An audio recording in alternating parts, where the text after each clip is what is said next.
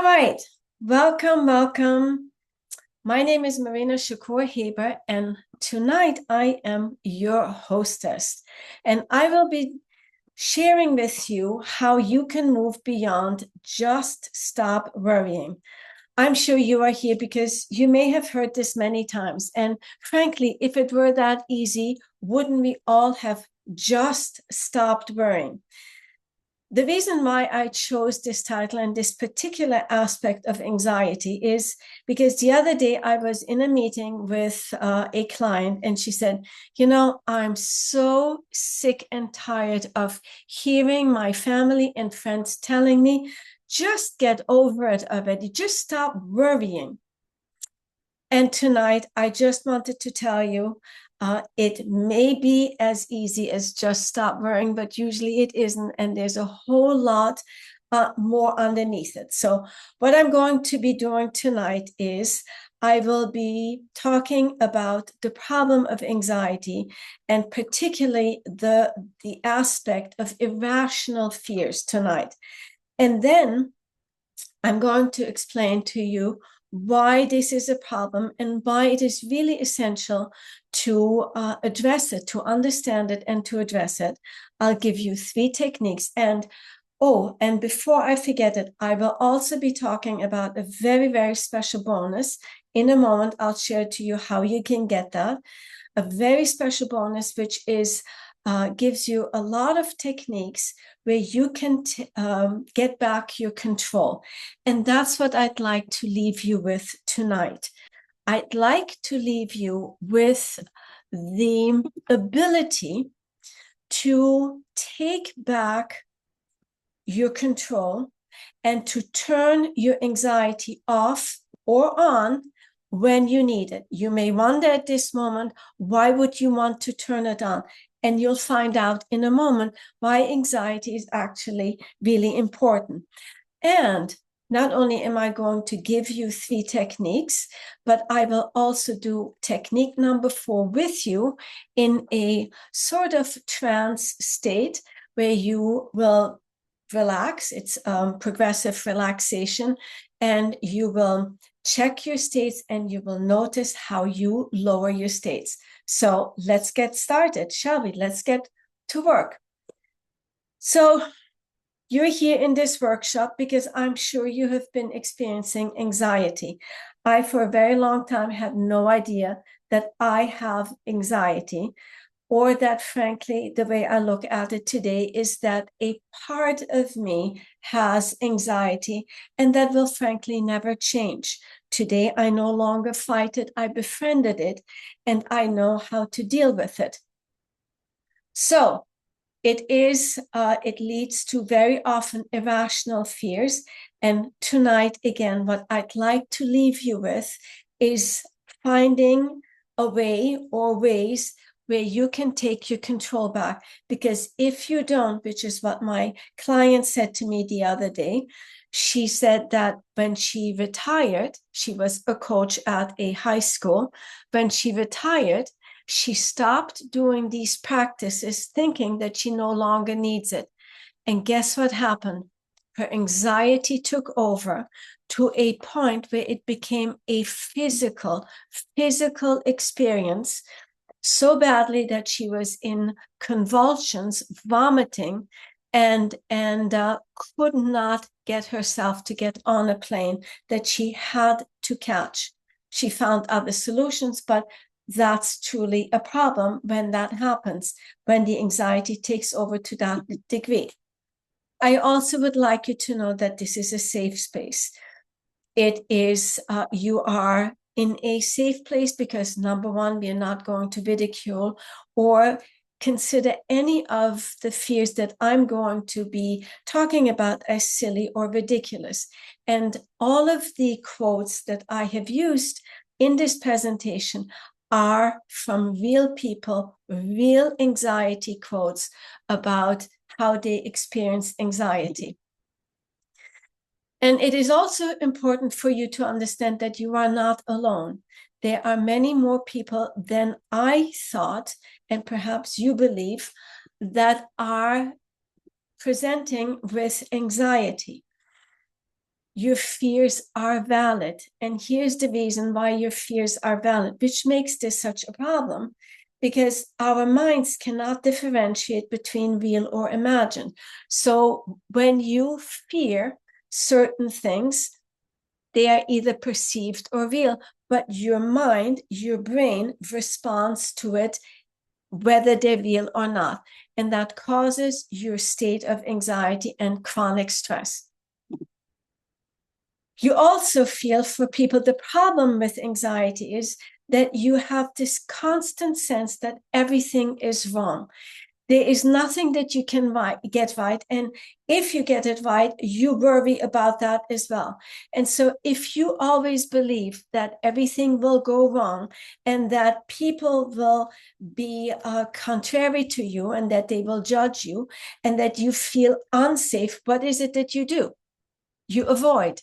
There are two behaviors: avoidance and safety. Now, as avoidance is so strong as part of anxiety, I used it 3 times: avoid, avoid, avoid, and then safety behaviors.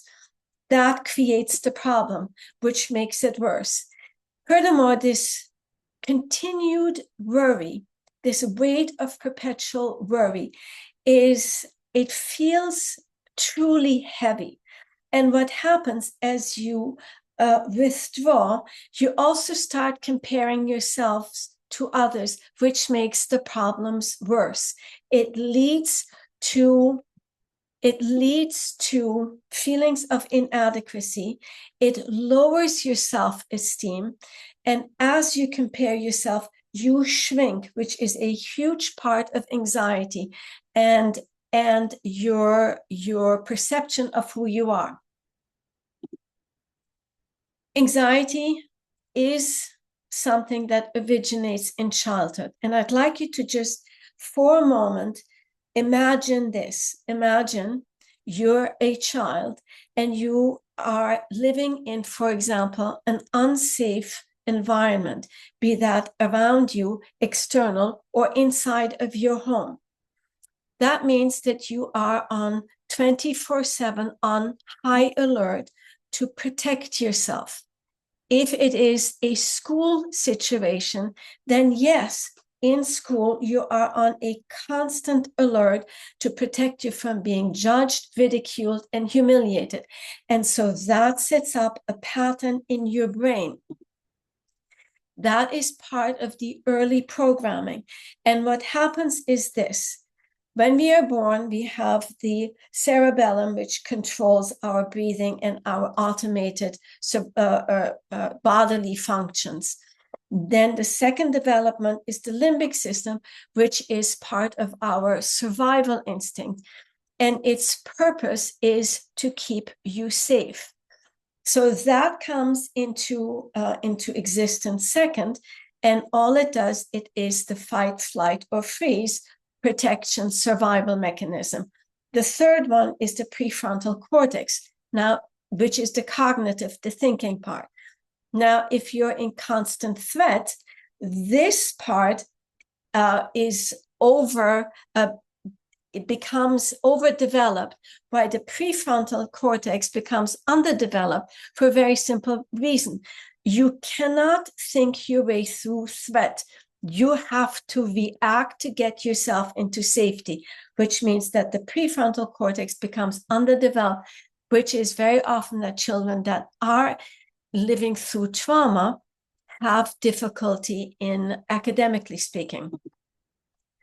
The fear itself is another aspect of anxiety, where we are afraid of the fear. We are fearing the fear, and we are misinterpreting that the calm state is to be feared.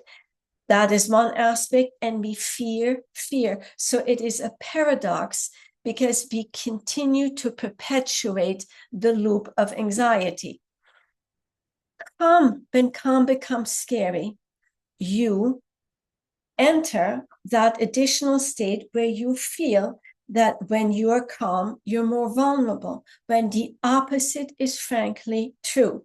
The more you are on alert, on chronic alert and chronic preparedness, the more your body fatigues and the more vulnerable you become. But mentally, when you believe that the calm is scary, you are even more tempted to stay in the scary or being scared state than even considering to calming your nerves down. There's furthermore the happiness trap. I just heard that from a client yesterday who said, I am afraid to expect good things to happen. I'm afraid to expect being happy because then my disappointment would be so exponential that I cannot handle it. Therefore, I'd rather stay being unhappy or not feeling anything at all. So that is another paradox of this, because it is really truly that all we want in life is we want happiness. When joy triggers happiness, there's the fear of loss. Ooh, I could lose something of great value, so I should rather not expect something good to happen. You expect disappointment. You're prepared for it. Joy is the opposite of, and so therefore we'd rather not feel that joy. You have constantly negative expectations and you ruminate on past experiences. You believe that happiness creates vulnerability and you stay away from it. And you're also rather unfamiliar with positive emotions. You don't know what that state of normal would be. You can't recall when you were there last. And what you do by not even allowing happiness to be a possibility and to ruminate on the past, on past failures and past problems, it creates the foundation for anxiety. And what you do is you project that into the future, and therefore you cannot expect anything but catastrophe and horrors. So you are putting that into the future and you're making it even bigger. While you're making that bigger, what is diminished? Your belief in yourself. Your resources are diminished, leading to apocalyptic thinking. You're making matters worse because you simply expect the worst. And when we live in worst case scenarios, our minds are only focused on the negative, on the bad. I mean, there is the law of attraction, and we get what we focus on, which is also the I forget the word, system that seeks what it is we think about is what we get, what we attract to ourselves. So that happens on top of that. The worry loop is when you are now constantly, you are worried about these scenarios. So you are in this chronic state of worry and anxiety, which is you expect it, you anticipate, you're constantly in this heightened alert, expecting bad things. Chronic stress creates physical problems because your system is overburdened with deploying all its hormones and chemicals, oxygen and blood to perceived or real threats, therefore undermining a healthy balance and healthy cells in your body. And therefore you literally attract these health concerns. I remember years ago, I visited a friend in the hospital and my imagination was so powerful. She had a meniscus operation. And by the time I left the hospital, I could hardly move my knee. I was clear I had it too, until my mother did a pattern interrupt and said, "Whoo, out." And it stopped instantly. When worry becomes the problem is precisely that. You worry constantly, and that becomes your real emotional state. So you're living in the negative expectation, and it attacks you from the inside out. There's emotional overwhelm. If you've ever had it, you know how horrible that feels. You expect failure and its consequences. And one of the big things is that you lose control, like the lady that I spoke of in the beginning, who, once she gave up on doing these practices, lost control over her anxiety. And now it took over and it ran her. Furthermore, the greater your state of anxiety becomes, the more specific and sometimes the more irrational these fears become.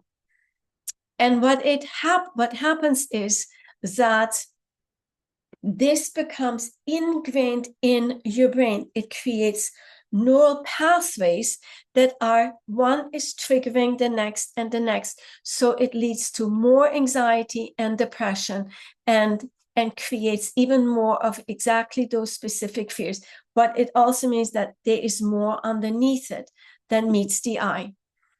Anxiety gets incredibly creative because it's part of the imagination. How many times have the things that we worry about really happened? Anxiety is simply creative, and it feels as if our body literally is falling apart and unraveling. We feel it literally and physically in our bodies. And it is, furthermore, a manifestation of deeper distress. Logic does not apply, and let me explain why. Because your unconscious mind, as well as your limbic system, have one purpose, and that is to help you survive, to protect you. And it is not logical. So all it is setting out to do is to help you survive, whether it's logical or not. And what happens, the problem that happens with all of this chronic stress and general anxiety is that it exhausts your system. Imagine this. Imagine that you have a defective, faulty, and hypersensitive alarm system, fire alarm system in your house. And if there is only one match, you're lighting one match, and it rings, then of course the system will go crazy. But what also happens is that the fire department will get exhausted from all the people that have constant false alarms. And that's very much like your body. When you are under this constant false threat perception, you are still sending, because it's illogical, you're still sending out your troops, your internal troops, your army, out to these perceived threats, which are your hormones, your chemicals, your oxygens, and your blood. And you're taking it from your organs, from your nerves, and your cells, which means what? If it's chronic, you're exhausting the system and you're depriving it of its essential nutrients, of its essential hormones. That's why you become more vulnerable to diseases, because your cells are no longer being able to protect themselves. It sure becomes draining. What happens is that you are emotionally exhausted and overwhelmed. It disrupts your sleep pattern. Disrupted sleep patterns furthermore add to your anxiety, because now you're tossing and turning and you're thinking of all the what ifs, and expresses itself physically and in your neurochemical imbalance. The daily impact on having anxiety is absolutely huge. It's both physiological as well as psychological. It affects you on all levels. And when that happens, it disrupts your sleep. It activates your stress reactions and leads to mental overload, which leads to affecting every aspect of your life. When fear rules your life, it steals you, it robs you of everything that makes our lives worthwhile. You focus on the negative. You focus on failure. You put all your effort into protecting yourself from something that may never happen, while you're depleting your resources, your internal resources, and you're not enjoying your life, and you're weakening everything in your life. Furthermore, you tend to become, as it grows and expands, you start to become awkward. You feel awkward and ashamed of your silly fears, and therefore you don't express them any longer. And what happens when you don't express them? You withdraw furthermore. The more you withdraw, the worse it gets. It leads to embarrassment. You can't talk about it. You heighten, therefore, your anxiety, because now you're taking your voice away. Your world shrinks and shrinks, and it's becoming a challenging cycle for you.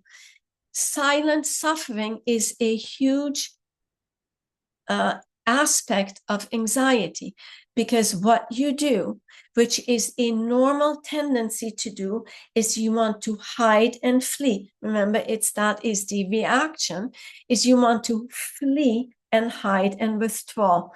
And therefore, you limit your potential, your personal growth, your spiritual growth. You avoid and you hide in shame, and it weakens social structures, and it weakens your possibilities and your potential. Isolation, without a doubt, makes fears grow stronger. It's like darkness allows monsters to thrive. That's what isolation does to your fears. It's like you're turning off the light and it rages through you. So what can you do instead? Acknowledge that you have anxiety. And by validating these fears, it's that first step. It's accepting it. This is who I am, and this is what I'm dealing with. When you start practicing self-compassion and challenging negative beliefs, guess what you're doing? And I get into that a little bit more in a moment. You're increasing your internal resources and your perspective of yourself, which also, therefore, you become stronger. Therefore, the anxiety and the fears become weaker. That's why that is so important. As I just said, there you go. Anxiety overestimates danger.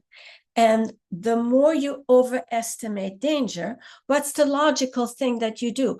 You underestimate that you can manage to get through these dangers. You shrink while it expands.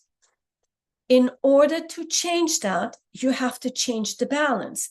That means by working on yourself, the fear must come down.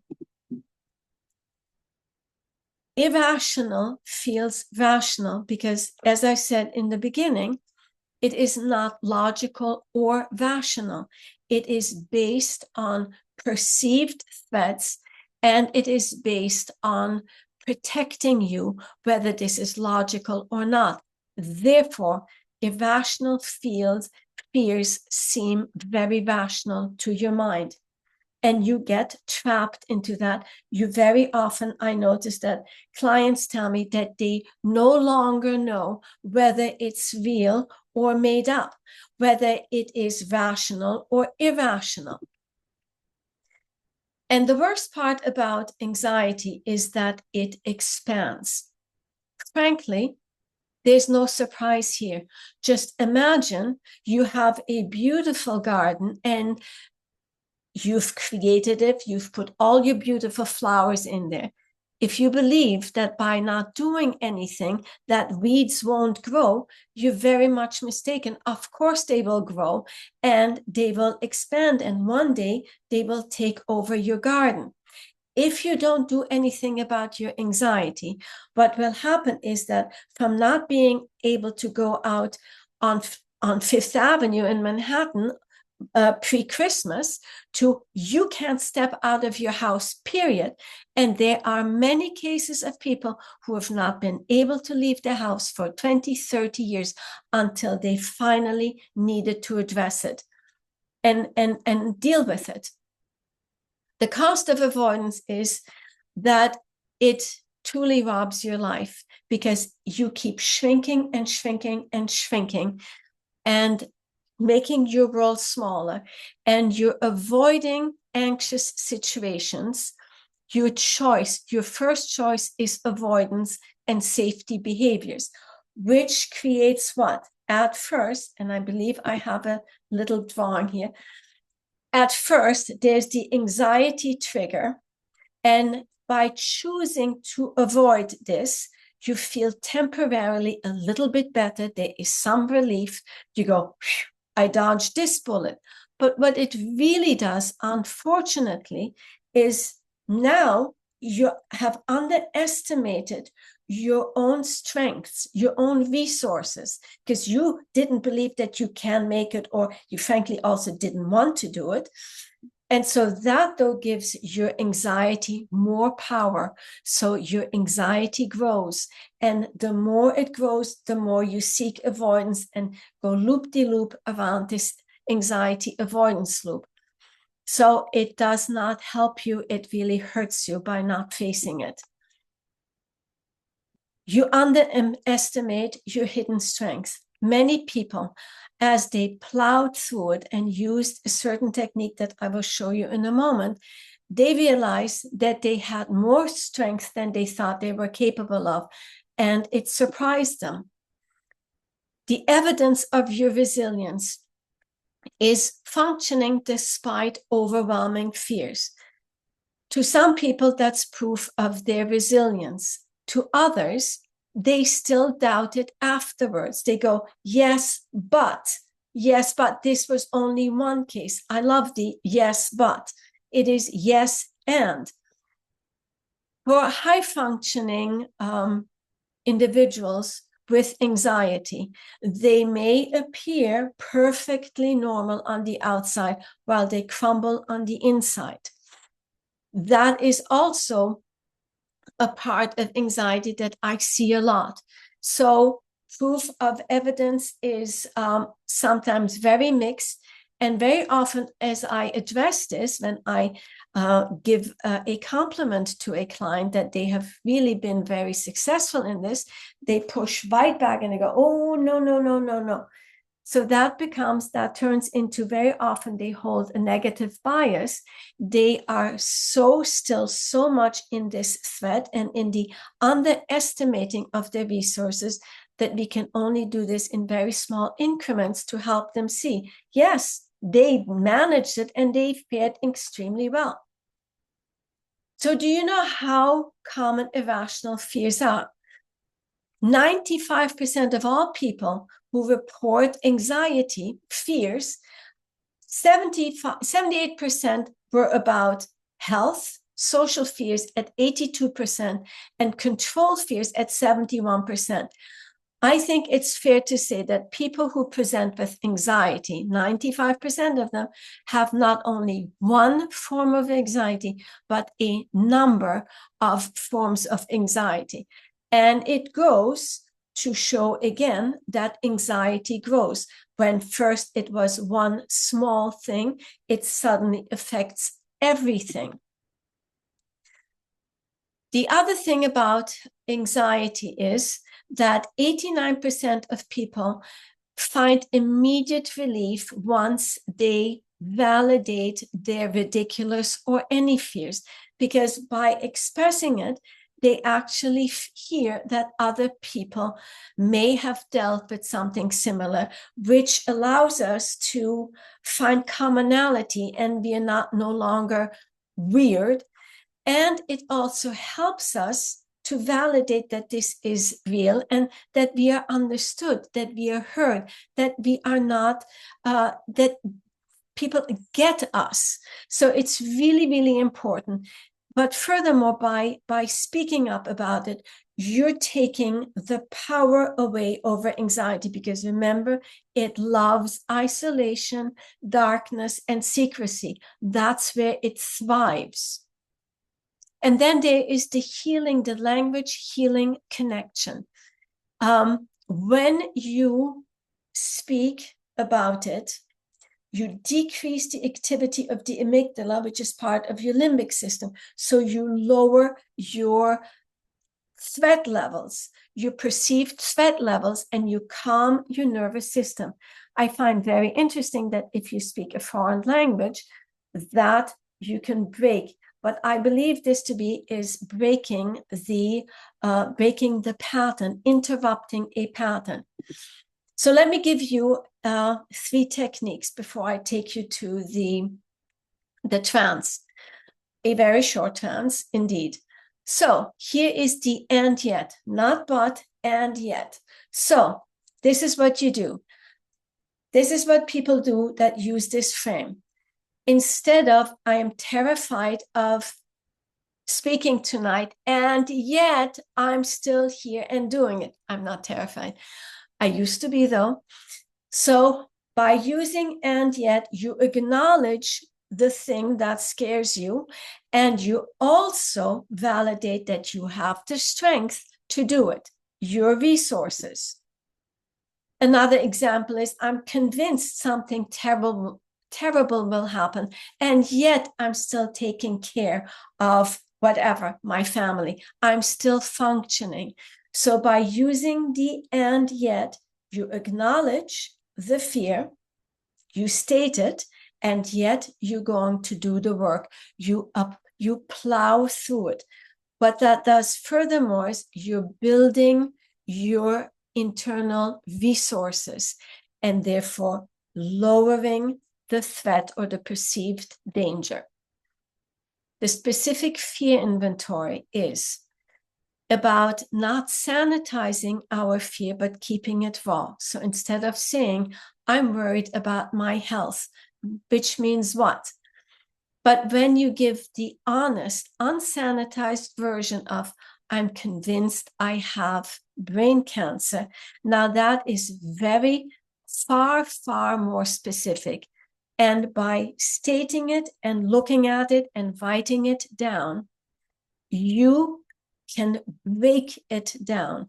You take it out of the imaginary and put it into the visual, and you can start breaking it down. You diminish its power.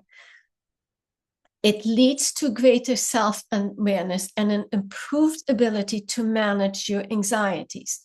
Also, as you express it, there's the power of the witness. If you say it to someone else, that is what is going on in your life, it takes the power of your anxiety away. And the third one is the what if ladder. So what that does is you're not stopping with the first thought, the first vision of the what if. What if I have a heart attack? And if you stop it, then you start growing the negative images and the negative sounds and feelings. Instead, you say, okay, what if I have a heart attack? Well, then I go to the hospital. What happens then? What happens afterwards? Well, I will get help. So what you do by doing that is you break it down. You identify the core fear, you break it down into chunks, into smaller steps. That, again, takes the power away of this huge, massive block of fear. You rank the steps by the anxiety level. You create a plan, and you can practice and track your progress. So, are we ready for your calming capacity? So, what I'm going to do with you now is I'm going to share with you technique number 4 that you can do right away as well at home. And so the only thing is, I don't know if you're driving or operating heavy machinery. In that case, please don't follow me with this. So here we go. What I'd like you to do is right now, is take a deep breath and sit back, if you can, in your chair and lean back. And what I'd like you to do is imagine an event that was perhaps stressful. I don't want you to go back to a traumatic event that's not for here or now. So just go to an event that was very, very stressful. And now what I'd like you to do is close your eyes and imagine this event very vividly. And I'd like you to create an image of it. And I'd like you to add sounds to it and the feeling. And when you are at a height of this feeling, allow it to really run through your body. I'd like you to take a measurement between 1 to 10, with 10 being the worst, the highest anxiety or stress. So just remember that number. And now what I'd like you to do is put one hand on beneath your heart and above your belly button. With your eyes closed, I'd like you to put all your focus and attention on this point and take it even more deeper inside you, between the front of your body and your spine. So bring it to the core of your body, to the one point, the core of your body. That's right. And now what I'd like you to do is take a deep breath in through the nose all the way to the top, and hold, and exhale through the mouth a little bit longer through the mouth, through a count of 4 or 5 if you can. And keep your focus on this heart space. And take another inhale in all the way up, all the way up. Hold, and exhale through the mouth. And as you are doing that, continue to do this. Inhale and exhale. Notice the gentle rise and fall of your chest, just like the waves coming and going. And just keep your focus on the one point, with all your focus on the one point, and simply breathing in and out. And what I'd like you to do now is go back to a time when you were really, really happy. A moment perhaps of success, of joy, maybe a great achievement. Or perhaps you were together with family. Just pick any one moment. Don't overthink it. Just go to that one moment right now. And imagine seeing that moment in front of you on a screen. And imagine making that scene even a little bit bigger, the screen a little bit bigger, and bring it up closer. And now what I'd like you to do is make the colors even more beautiful, brighter, richer, happier. Add some light to this scene. Really kick it up a notch, really kick it up a notch. Make it a little bit brighter, a little bit brighter, a little richer and more abundant. And now add the sounds to it. Make the sounds even better, more harmonious, happier, perhaps richer. That's right. Imagine you can tweak it and you can kick it really up and really hear those sounds. And now I'd like you to kick up that feeling, that wonderful, great feeling. Kick it up a notch, make it feel even better. Notice where it is in your body and what direction it has. So make it bigger and even bigger. Allow it to run through your body all the way up to the top of your head and down to the tips of your toes and out through the fingers, the tips of your fingers. That's right. really kick it up and make that feeling even more amazing. Kick it up 100%. Double it again, and double that feeling again. Kick it up and feel this amazing feeling. And when it's at its height, imagine you floating into that you on that screen, and you feel this amazing feeling running through you. Now see through the eyes of the happy you, or successful or accomplished you, confident you, or all of the above. See what you see.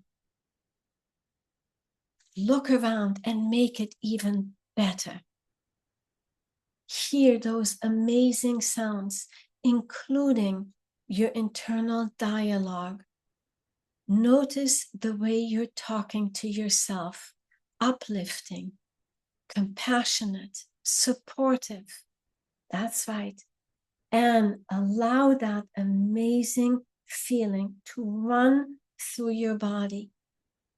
It's as if it's lifting you up into a different stratosphere. And make that feeling even bigger and better. And just feel how good that feels. And when you're at the height of this feeling, anchor this into your unconscious mind now. Go ahead and squeeze your thumb and middle finger together and allow this to sink into your unconscious mind so that you can come back to this anytime and feel this sense of safety, of calm, of control, and knowing with certainty that all is well, all is well. Trust, faith, certainty, and knowing. Now take another deep breath in and step back out of this image and float back into your room. And in a moment, go ahead, just start wiggling your shoulders, stretching out and wiggling your toes and your fingers, and come back out and return into this room right here, right now. Take a deep breath in and shake it out, break your state. And now what I'd like you to do is take another measurement and see where you're at. Where were you before on that scale between 1 to 10, with 10 being the highest in your stress or anxiety, and where are you now? And that didn't take us very long at all. If you want, you can put it in the chat. The strategies that I have shared with you is what I am applying and using in my work with my clients to help them to reclaim their peace of mind. Actually, there are many more that I use, but these are definitely part of that framework. And here's what I've observed, and that is that anxious people is stressed people who worry and who have anxiety. It's not that they're clueless, but what is happening is that they believe that they must worry and they must stress and they must fear, because that, they believe, as I showed you earlier, is what keeps them safe and protected and helps them to protect what is near and dear to them. But what they don't see and don't realize is that by doing that, it is affecting every aspect of their life, their health, their well-being, and they may even lose the very thing that they wanted to protect. The other thing that they don't realize, that they give up one of our most valuable assets, and that is time. We can never get the time back where we focused on the thing that was negative, that was all about fear and protection. The problem of people who present with anxiety is not that they lack good intentions, but they rather lack knowledge of how their emotions, their feelings, their beliefs affect their health and well-being. It's also about their skewed perception of being a victim of this irrational fear instead of being an active contributor. Yes, we actively contributed.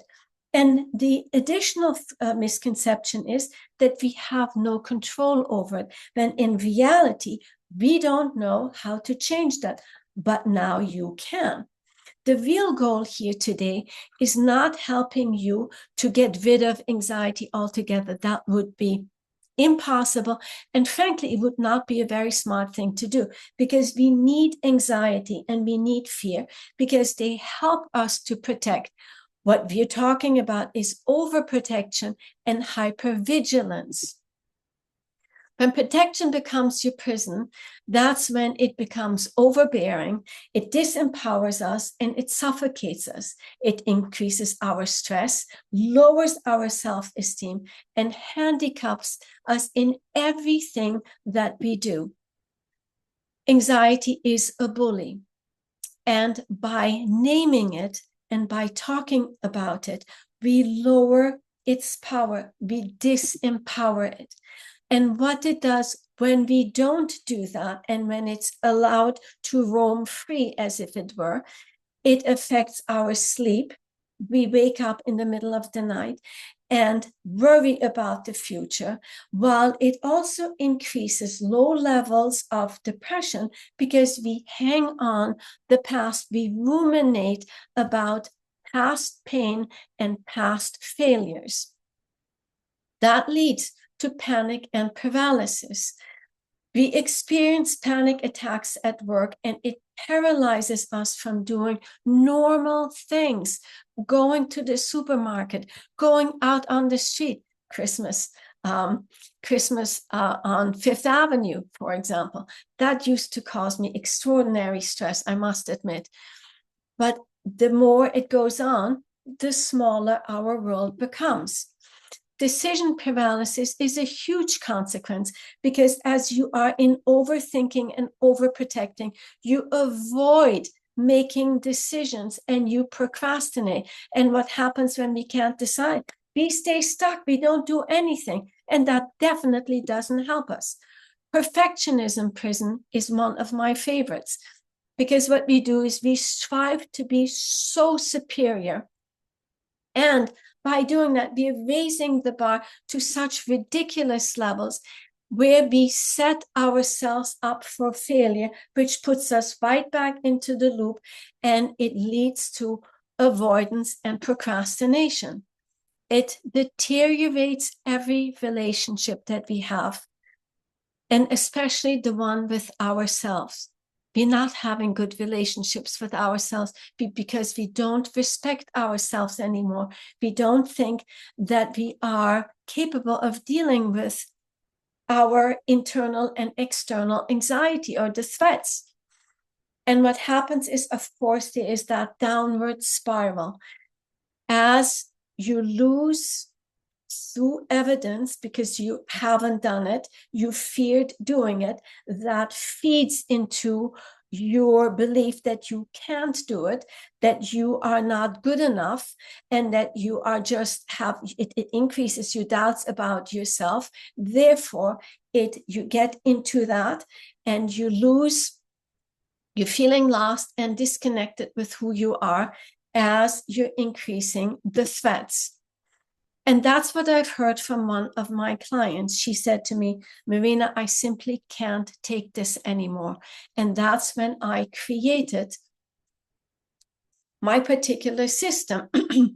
And this extends, my apologies, extends beyond our restoring ourselves. It extends into everything and every part of us. It affects everything. And where do we start with restoration? We must begin at our source, which is ourselves.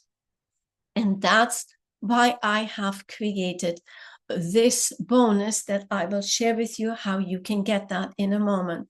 These are 3 or 4 techniques that are incredibly powerful, that help you to practice keeping your calm so that you avoid the chaos, and you can use these on demand when you need them in the moment. And better yet, by practicing them daily, you create new neural pathways, lowering your continued threat level and the high alert state. And this is really, truly just the beginning tonight. This is one step in your transformation, and it requires your continued practice with guidance. And what this does is it takes you from reactive to responsive. Remember when I spoke about the reaction comes from your limbic system, and the cognitive, the responsive, is from your prefrontal cortex. So by learning techniques and by addressing anxiety, you're minimizing the activity from the limbic and you're maximizing your prefrontal cortex. You're creating new neural pathways. And it helps you to change your identity. What I mean by that is, instead of saying that you're an anxious person, you are someone who has one part that happens to be anxious. You also are learning to accept that part of you, embrace it, befriend it instead of fighting it, and learning to live well with it. The root cause solution, that is, you need to find what is causing it, what is triggering you, and also, most importantly, learning how to manage your symptoms so that you can learn to live with it. And what happens for you is that there is a relationship transformation for yourself. You change how you feel about yourself. And when you become more confident, it creates happier and better and peaceful relationships. Study after study have shown this to be the case. You are the source of everything in your life. You are learning sustainable skills that will help you to give you a mental refuge, but not that you stay there and live there, which means that you eliminate everything else around you, which would be shrinking your world. Instead, it opens your world and gives you your potential and possibilities back. And for this free gift, in exchange of this free gift, yes, I want something back from you in exchange. I want you to start saying yes to yourself. I want you to start believing in yourself, that you have the capability and capacity to take your power back. To take your power back. And the fastest way is also the free way. The free way being that I am inviting you to get on a free 40-minute call with me, a personal growth call. And in exchange of that, yes, the bribe is there. You're getting the bonus. That's how you get on it. https://marina.coach/apply. This is a free session. I don't want to charge you for it because I want to make this easy, and I truly want to help you to deal with anxiety and fear. From where I sit here tonight, I believe that there is so much anxiety and there are so many triggers out there, especially in the times that we are living in right now. And I want to help you to take your control back. The calm from calm to chaos, from chaos to calm, no, that is much better this way, is only one step. The other step is truly that you have to speak about it and get an understanding your fear instead of going to the safety behavior of the avoidance, and procrastination. You're learning to understand your fear and to address it. And yes, there is a vulnerable truth here, which means that many people who are dealing with anxiety, they are stuck in the what if, in that negative expectancy of things could go wrong. And yes, they are afraid. I get it. I have been dealing with it for a long time. I'm the type that plows through it. And we are stuck in these survival patterns. But survival is not thriving. Surviving is not thriving. All you're doing is you're vegetating in this hidden space, in darkness, behind closed doors, and hope that no one sees you. That's not the way we are supposed to live or want to live, is it? And the current impact that this has, the avoidance, the procrastination, the hiding, the denial, is that when everything feels like a threat, what do you have to do? You have to fight, flee, or freeze. One of those things. And it affects your relationships, your work, your success, your finances, your spiritual, your personal growth, everything. It affects your happiness and it robs your life. It diminishes your life. Couldn't have said it better myself. It becomes smaller. As fear grows, your life becomes smaller and your internal resources shrink even more. There's really truly nothing wrong with you. What has happened is based on things that have happened to you in your past. New patterns and behaviors and habits were formed to keep you safe, but they were intended for that time. If many people have had traumatic childhoods, and those patterns were very protective, which is, again, why tonight is not about taking your safety away from you, but what it is helping you to bring it down to normal levels so that you can function optimally. And it also really truly means that when we learned once that the system can keep us safe, we've learned these habits, that means we can, it is a learnable, it is a pattern that can adapt to new information and unlearn what it learned. So you can create new neural pathways that will help you right now to live better while staying safe and being even more protected than before. By not addressing, you're increasing the imbalance between the perceived threat and the underestimation of your internal resources, which creates utter chaos. You're living in a constant state of fear, and that is not much fun. So here is the choice to allow your chaos to become your catalyst. And what I am seeing and experiencing more and more from the many people that I'm working with, that there is a stress and an anxiety factor of, number one, addressing that this is something that is happening to you and that's something that you're experiencing.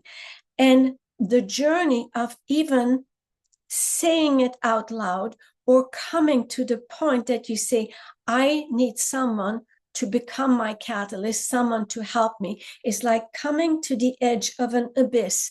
You're standing there, and based on your beliefs, all you can see is that you must fall down into this deep abyss.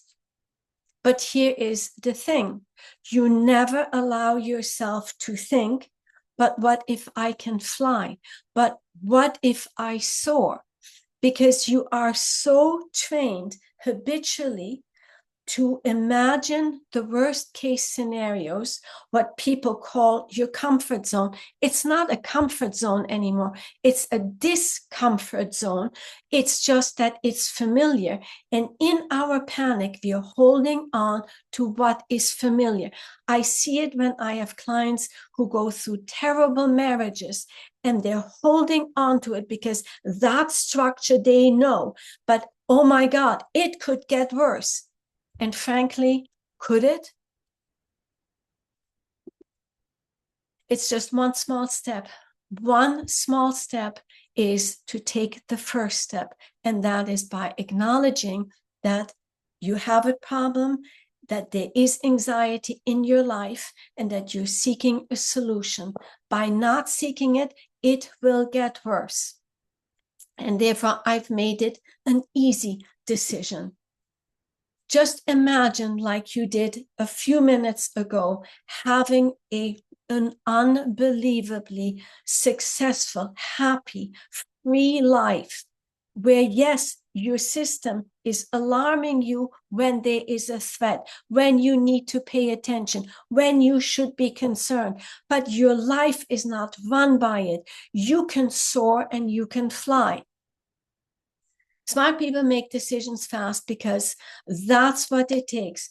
Make a decision right now, right here, by taking me up on my offer. The longer you think, the longer you ponder, the more your anxiety and your ego will take over and tell you not to do it because it holds on to its structure and it fears you taking its structure down. It's an easy decision. It is free. There are no strings attached. There's a 40-minute call where I will absolutely listen to what you are willing to share with me, and I will give you absolutely some advice that you can apply. I've done it time and time again, and I have truly been able to help so many people with this. This is what you do. You get on the call, do it right now. Go to I will put it in the chat in 1 minute. This is what you get when you get 40 minutes with me, and you get the recording of From Chaos to Calm, and you will also get a transcript of it so that you can practice it without watching. The other option that I have for you is that you can register as of right now for my upcoming Clarity Collective, which I plan to start the end of August or beginning of September. It has taken me a little bit longer to create the structure for it, but I'm getting there. So what I'm planning on doing is most likely between 2 to 4 sessions on the same topic per week. I'm just trying to give you as many options because based on different time zones and your schedule, these are live. It's a monthly program where I will present on a topic. I will tell you ahead of time what topic it is. Then I'm going to give you techniques. You're going to go into breakout rooms to practice these techniques because it's no good if it's just all in theory. You practice them, then you come out, we will do a Q&A, and then I will share with you a calming trance, and that will be also a healing trance. It will help you to settle down and take your control back. All of this you will get for $97 per month. It's a month-by-month membership, and you can drop out anytime, so there are no strings attached. If you say yes tonight and just pop me an email by going to, I will give that to you in a moment. You can just go to, I will give it to you in a moment. You will get the first month for free, plus you get the recording and you get a free session from me. So let me stop the share, and I will put this in the chat right now. So, I took the chat out, and here you go. Here is the link. All right. And there you are. Well, thank you so much for being here tonight. And if you have any questions, please share them with me. You can put them in the chat. Otherwise, if you wish, if you want to have the recording, please also email me, and I'm happy to email them to you. All right, it's TK. I thank you for being here tonight. The others have dropped off already, so that is, of course, perfectly all right. Thank you so very much. Have a wonderful evening. Take care. Bye.